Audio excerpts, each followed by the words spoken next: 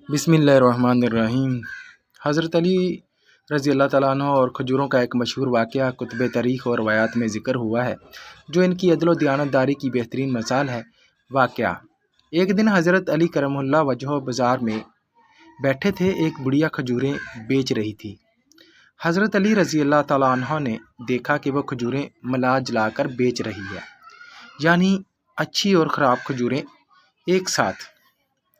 حضرت علی رضی اللہ تعالیٰ عنہ نے فرمایا: اے عورت، تم اچھی کھجوریں الگ رکھو اور خراب الگ، تاکہ خریدار کو دھوکہ نہ ہو۔ اسلام میں دھوکہ دینا سخت منع ہے۔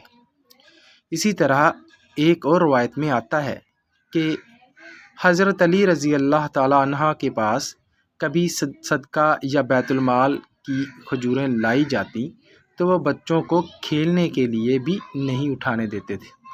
ایک مرتبہ حضرت علی رضی اللہ تعالیٰ عنہ کی صاحبزادی یا فرزند نے بیت المال کی کھجور میں سے ایک کھجور اٹھا لی تو آپ رضی اللہ تعالیٰ عنہ نے فوراً اس کے ہاتھ سے چھین لی اور فرمایا: یہ سب کے مال ہیں، اس میں ہمارا کوئی حق نہیں۔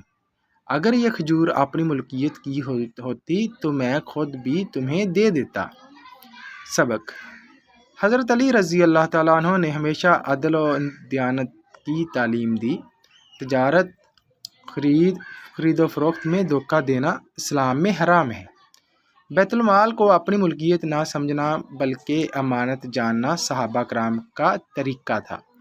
یہی آج کی ویڈیو تھی۔ امید ہے آپ کو پسند آئی ہوگی، اور جتنے بھی تاجر حضرات ہیں ان چیزوں کو سمجھیں۔